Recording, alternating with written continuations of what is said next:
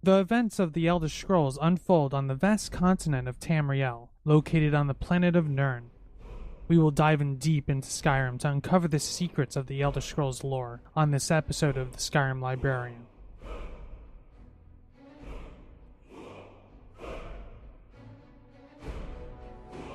Today we'll be taking a look at the Book of the Dragonborn.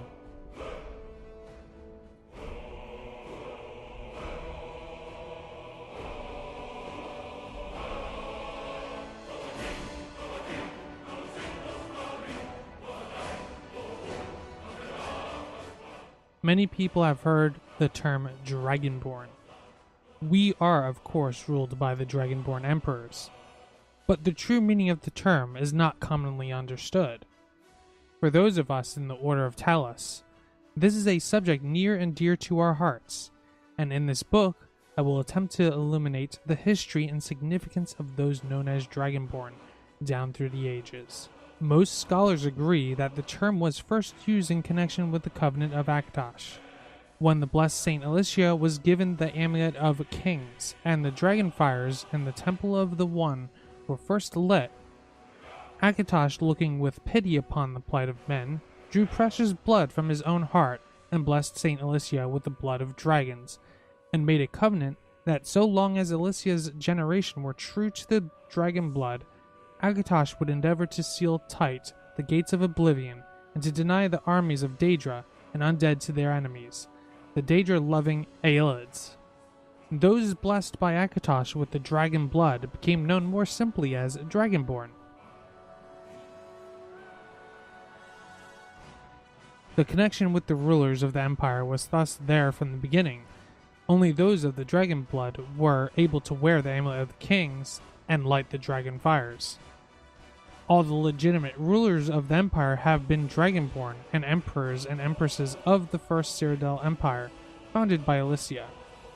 Remen Cyrodiil and his heirs, and of course Tiber Septim and his heirs, down to our current emperor, His Majesty Pelagus Septim IV. Because of this connection with the emperors, however, the other significance of the Dragonborn has been obscured and largely forgotten by all but scholars and those of us dedicated to the service of the blessed Talos, who was Tiber Septim. Very few realize that being Dragonborn is not a simple matter of heredity. Being the blessing of Akatosh himself, it is beyond our understanding exactly how and why it is bestowed. Those who become emperor and light the dragon fires are surely Dragonborn. The proof is in the wearing of the amulet and the lighting of the fires. But were they Dragonborn and thus able to do these things, or was the doing the sign of the blessing of Akatosh descending upon them? All that we can say is that it is both, and neither, a divine mystery. The line of Septims have all been Dragonborn, of course, which is one reason the simplistic notion of it being hereditary has become so commonplace. But we know for certain that the early Cyrodiilic rulers were not all related.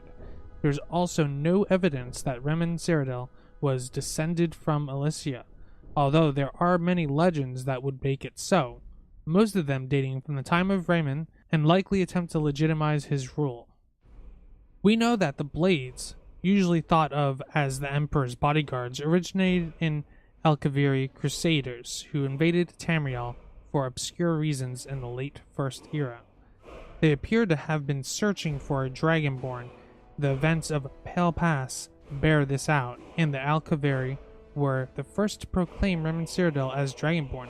In fact, it was the Alkaviri who did the most to promote his standing as the Emperor, although Remen himself never took that title in his lifetime.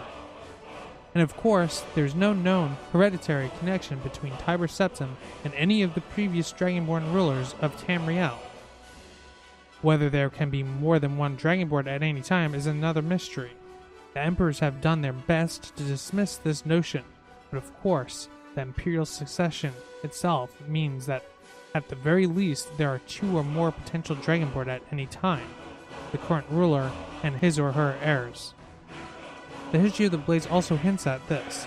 Although little is known of their activities during the interregnum between Raymond's empires and the rise of the Tiber Septim, many believe that the Blades continue to search out and guard those believed were or might be Dragonborn during this time.